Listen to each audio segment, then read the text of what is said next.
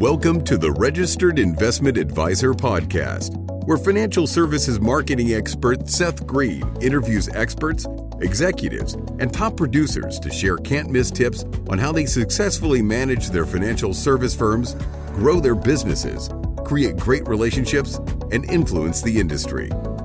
And now, here's your host, Seth Greene. Welcome to the podcast. This is your host, Seth Greene. Today I have the good fortune to be joined by Blake Brewer from the Legacy Letter Challenge, which helps dads and moms connect with their children on a deeper level by writing a letter from their heart. Blake is on a mission to help 1 million dads and moms write at least one well-written, meaningful, lasting legacy letter to their children. Blake, thanks so much for joining us. Absolutely, Seth. Thanks for having me on. It is our pleasure. Now, I know you told your story on the Today Show, which is awesome, but we're going to ask you to tell it again for our audience who hasn't seen you on the Today Show. So let's go back in time a little bit. How did the Legacy Letter Challenge come about in the first place? Yeah, absolutely. Well, it all started with something that my dad did for me. So just, to start us off, any parent who's listening to this call loves their children, wants to see their children be successful. And so there's some things in the way of helping our children be successful. There's some forces in the world that are trying to keep us from connecting with our children. And my dad did something pretty amazing to really show that he loves me and that he's proud of me. And so when I was 19 years old, we went on a family vacation to Hawaii. And we'd never been there, man. I was pretty excited. And first day that we were there, my dad and I were out in the water. My mom and sister were on the beach, and there was nowhere else in the world that I wanted to be than right there with my dad. And so my dad was a really good dad, wasn't a perfect dad by any stretch of the imagination. My dad was known, his kind of claim to fame is that he was Terry Bradshaw's tight end at Louisiana Tech. And so they were best friends and roommates. But my dad was also a very humble guy, so he hardly ever told anyone about that. But I told everybody. It was my claim to fame growing up. Well, my dad and I were out there in the water, and we kept going further and further out, and the water got deeper, and the current picked up, and the waves got stronger. And there was a point where I realized I didn't know where my dad was, and so I'm scanning the water looking for him, like, "Where's my dad? Where's my dad?" And eventually I saw him. And my dad, I could tell, was struggling. He was still treading water, and he looked right at me and he said, I need help. I need help. And my dad had this really big, deep, booming voice, but his cry for help was more like a whimper. And so I swam to my dad as quickly as I could. By the time I reached him, he was underneath the water and he was unconscious. And so I dove down, wrapped my arms around my dad, brought him back up to the surface, and started swimming with him to the shore. The lifeguards showed up, and they started helping me, and they started doing CPR to my dad. And I was on my hands and knees next to my dad, just crying out to God, like, "Would you please save my dad's life?" And I really thought that it was going to be like the movies, and that he would come to, that the water was going to kind of gurgle out of his mouth, his eyes were going to flicker open, but it never happened. And so my dad ended up drowning. And so it went from one of the best days of my life to the worst days just in a matter of minutes. You can imagine like what I was thinking, like as I was standing there next to my dad's body, like what the heck just happened? Like we were just out there in the water, and now he's gone forever. And I was already asking, man, how are we about to make it without my dad? Like, how am I going to make it? So then it was a few hours after that, and we're back in the condo, and I'm sitting in the back bedroom on the edge of the bed by myself. And my mom walks in the room, and she's holding on to something, and she says, "I found something in your dad's briefcase that he was going to give you on this trip." I had no idea what it was, but she walked across the room and handed me a letter. And so this letter was everything that I needed in that moment. Apparently my dad had been working on it for several months. He had no idea that he was going to die when he wrote those words to me. He had no idea it would be his final words. But as I'm reading this letter, I just felt a sense of peace and comfort and honestly hope, like I'm going to make it. And I felt so loved. Like, Seth, don't tell me my dad didn't love me. Like, my dad was a hospital CEO. He was busy. He umpired football games for his hobby, involved in our church. And in the midst of that, he took the time to put down on paper how he felt about us, how he felt about me, and to share some wisdom and family values with us. And so I can't even imagine my life if my dad had not written that letter to me. That is an absolutely incredible story. And the fact that you were able to have been able to turn something so tragic into something so powerful to help others is a testament, to your character and how you were raised and to your mission. So that's obviously the inciting incident, what caused it. When did you decide? I mean, it could have ended there. It could have Yeah. been, my dad wrote this meaningful letter to me and I feel, all of those feelings, and that could have been it. What inspired you to turn that into something way, way, way bigger? Yeah, so 3 years ago when my children were younger, they're 7, 5, and 2 now. I'm sitting there like any other dad, like, man, I want to be a good dad. Like what should I do? And then it just hit me like, hey, I got to go write a letter to my children, like my dad did for me. I mean, if anyone knows the value of a letter from their dad, it's me. So I go to write this letter. And, over the years, I've met, so many people. I told my story. And what's the number one thing people tell me? Like, oh man, I wish I had a letter like that from my dad. And most people have not gotten that letter. Now, some people have, and they would, it was like we bonded in that moment. Like, oh, you got a letter from your dad too. It's like we're in this special club together. I got a letter from my dad club. Well, I wanted my kids to be in this club, but I also saw as I went to write this letter, the reason that a lot of people have not gotten this letter from their dad because it's hard. Like the idea of writing a letter is so simple, but to sit down, I'm looking at a blank sheet of paper and I'm like, man, what the heck am I going to write there? And so it really hung over my head for a couple of months. And as I started to do more research, because if I was going to write this letter, I wanted to put the best stuff in there, the things that my children really need from me as their dad.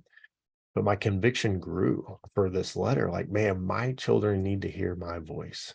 And all in this noisy, chaotic world, there's a lot of things going on. It's very confusing. It's like, man, no, they need to hear my voice and my wife's voice.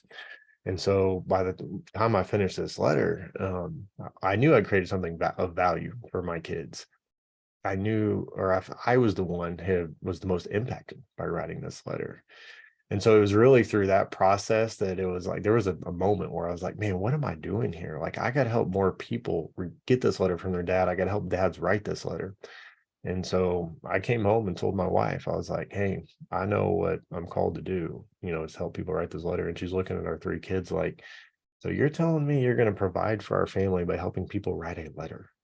And I'm like, yes, we're going to figure this thing out because it's too big of a thing to not figure out. That is absolutely incredible. You've obviously gotten some amazing media attention over the years that you've been doing this. How did the Today Show come about?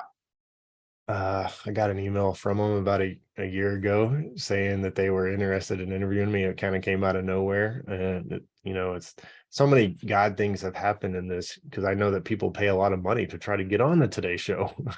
And they just found me. They do a segment on dads helping other dads. Now, I will say, I asked them, I said, how'd y'all find me? They said, man, honestly, we were just Googling and we found you. Now, last year, if you follow sports, the NIL stuff came out with college athletes, and we signed a dad and to help write him like his legacy letter. And so we were the first ever NIL deal that supports fatherhood. And there was a press release around that. So there is a chance, they didn't say this, but there's a chance they saw that. And talk a little bit about the what the business looks like now. Yeah. So when we started, I created a program to help dads write the letter, and it was just dads signing up to write it. But some of those people that signed up had clients. One guy was an insurance, another was a financial advisor, and they said, "Man, we want to help our clients write this letter." And so I created a package for them to do that. And then some business owners were like, "Man, we want to help our employees write this legacy letter." And so now we partnered with businesses. I just finished up a contract with a mortgage company, helping all their mortgage loan officers write their legacy letter. We just finished up a contract with Walmart. And so I helped 7 teams write their legacy letter. And I just talked to the vice president, and he said, man, this was unbelievable for our teams. Like, everybody just bonded writing this letter as they talked about the relationship with their parents and their hopes and dreams for their children. And so now everyone cares about each other. They're working with each other better. And then also just individuals. I mean, every day people are signing up to go through our program to write their legacy letter. And so there's a lot of different avenues that we're working it to help more people write their legacy letter. That is absolutely incredible. Congratulations. Obviously, you're having quite a ripple effect around the world. Talk a little bit about the way business owners can work with you to work with their teams, financial advisors can work with you to work with their clients. Expand on that a little bit. Yeah, so depending on the situation, we have an online masterclass that anyone could sign up and go through. So when a business owner partners with us, they're providing that masterclass for their clients. And so it usually involves me doing some speaking on the front end to really inspire their employees or clients to go write this letter. And everyone says, okay, I get it. Yep, now I know I need to write it. And then everyone can then sign up for the master class and write the letter at their own pace. And then we do some private group stuff as well with people, like I mentioned, with Walmart, where their teams can do it together, and really this team building exercise. And what do you say to folks who, are you telling them write the letter and give it to your kids now? Or is this a letter they get when, God forbid, something happens and they pass away? Yeah, because they are going to pass away. Yeah, right. There's no escape from eventually everybody. Right. Yeah, great question. My dad was going to give me that letter that weekend, no matter what. He knew that his 19-year-old son needed those words. And so I tell parents, hey, this is your letter. You can give it when you want, but your children, or if they're not currently in a situation, they're about to face an opportunity, maybe a decision, maybe a temptation that could totally derail them. And so they are better off with these words that we're putting in this letter. So I recommend giving it to them as soon as possible. That makes a lot of sense. Do you ever get requests from people who don't have kids, or they're going to write it to future children, or they're going to write it upwards to their parents? Yeah, especially in some of these groups we do, not everyone has kids. And so some people are writing it to a sibling sometimes, or a friend, or another young person, or like in the last group, someone was writing this letter to their mom. And a lot of parents will end up doing that as well. They're writing it to their children, and man, these parents love getting this letter from their kids, no matter how old you are, but to get this a letter of appreciation from your children saying, hey, thanks. Hey, here's some things I learned from you. I appreciate you. So yeah, these letters are so powerful, and everyone in your life would want this letter from you. I would imagine you talked about some of the verticals that you're working in. I would imagine estate planning lawyers would be a layup as well. Yeah, we have some partners that are state planning attorneys, and we're working to reach more. I've done some stuff with the military, and I went out to the 160th Special Forces and helped some of them write their legacy letter. I think in the next few years we'll be partnered with every police department and fire department in the country. Those high risk jobs where you're really feeling it. Like, man, I don't know when my last day is going to be. But at the end of the day, it's, anyone who has parents, which is everybody, gets this. And then anyone who has kids gets this. And so there's so many great people out there in the world that get our mission and want to bring the Legacy Letter Challenge to the people in their life. Do you run across any challenges of people, like people are there any common issues with them implementing the process? Yeah, one of the biggest things is just getting started. And so I tell parents, one of the things you can do is say, hey, you know what? I'm just going to make a really bad rough draft, because the hardest part is getting something down, and then you can come back and edit it. And so just tell yourself, hey, this is going to be a really bad rough draft, and just be okay with that. But also know that in your really, really bad rough draft, if something were to happen to you and your kids found your really, really bad rough draft, they would love it. It would be life-changing for them, some of these things that you're writing down. Yeah, I mean, you've had so much success helping others implement this process. What's your biggest challenge now? Scaling it and growing it.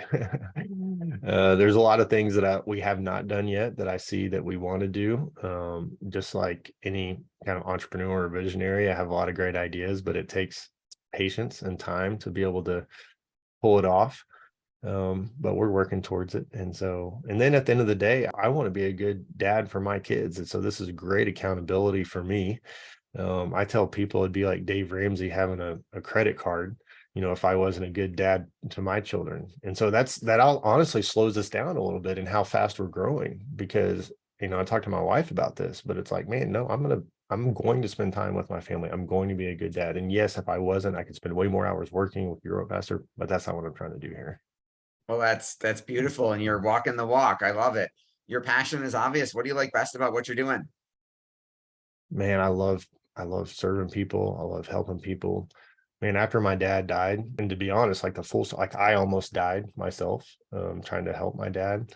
And so it just completely redirected my life.